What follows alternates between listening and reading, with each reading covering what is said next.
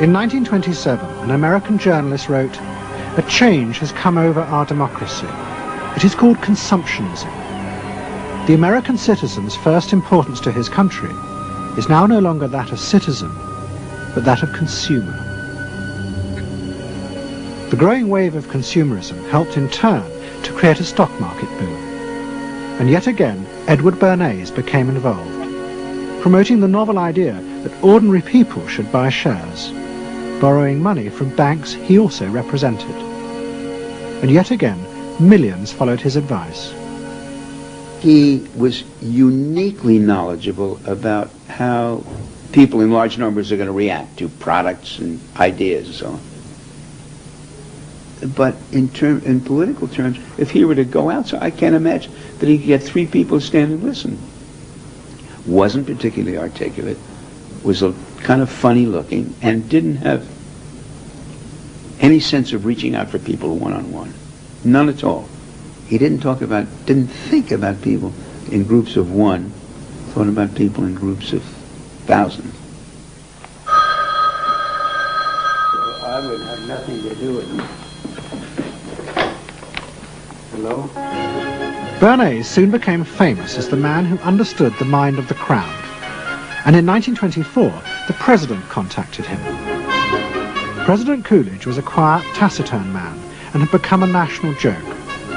The press portrayed him as a dull, humorless figure. Bernays' solution was to do exactly the same as he had done with products. He persuaded 34 famous film stars to visit the White House.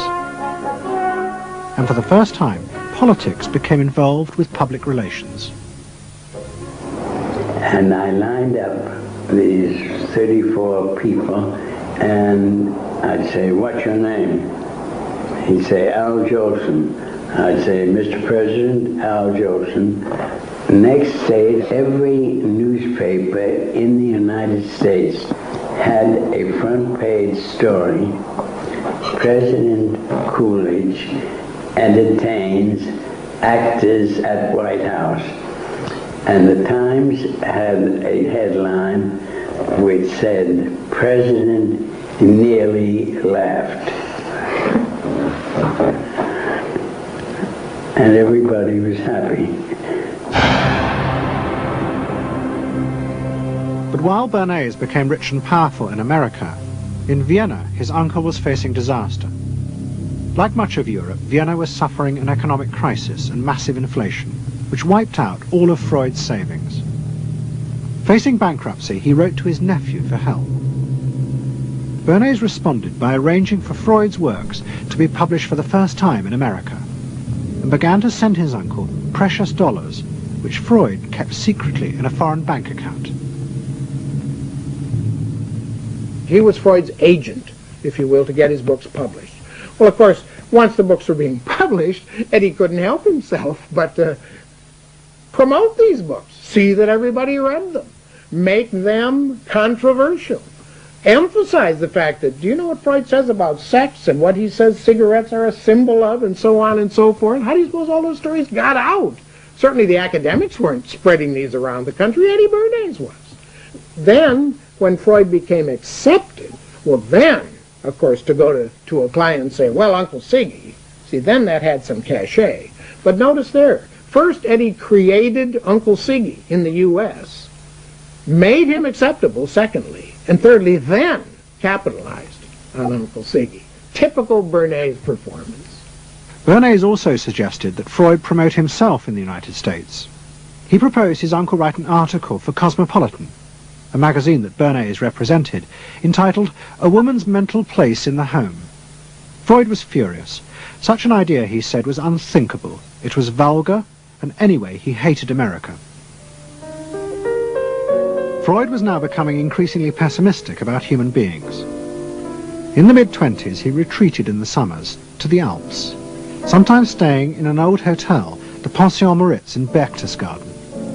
It is now a ruin. Freud began to write about group behavior, about how easily the unconscious aggressive forces in human beings could be triggered when they were in crowds. Freud believed he had underestimated the aggressive instincts in human beings. They were far more dangerous than he had originally thought. After World War I, Freud was basically a pessimist. He felt that man is an impossible creature, a very, very sadistic and bad species, and did not believe that man can be improved. Man is a ferocious animal, the most ferocious animal that exists. They enjoy torturing and killing, and he didn't like man. The publication of Freud's works in America had an extraordinary effect on journalists and intellectuals in the 1920s. What fascinated and frightened them was the picture Freud painted of submerged, dangerous forces lurking just under the surface of modern society. Forces that could erupt easily to produce the frenzied mob which had the power to destroy even governments. It was this they believed had happened in Russia. To many, this meant that one of the guiding principles of mass democracy was wrong. The belief that human beings could be trusted to make decisions on a rational basis. The leading political writer, Walter Lippmann, argued that if human beings were in reality driven by unconscious, irrational forces, then it was necessary to rethink democracy. What was needed was a new elite who could manage what he called the bewildered herd. This would be done through psychological techniques that would control the unconscious feelings of the masses. So here you have Walter Lippmann, probably the most influential political thinker in the United States, who is essentially saying that the basic mechanism of the mass mind is unreason, is irrationality, is animality.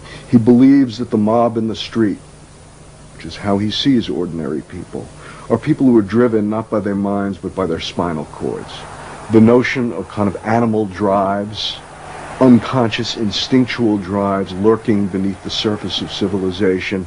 And so they started looking towards psychological science as a way of understanding the mechanisms by which the popular mind works, specifically with the goal of figuring out how to understand how to apply those mechanisms to strategies for social control.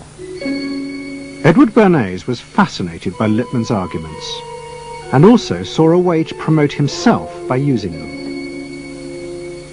In the 1920s, he began to write a series of books which argued that he had developed the very techniques Lippmann was calling for. By stimulating people's inner desires and then sating them with consumer products, he was creating a new way to manage the irrational force of the masses. He called it the engineering of consent. Democracy, to my father, was a wonderful concept, but I don't think he felt that all those publics out there had reliable judgment, and that they very easily might vote for the wrong man or want the wrong thing, so that they had to be guided from above. It's enlightened despotism in a sense. You appeal to their desires and their unrecognized longings, that sort of thing.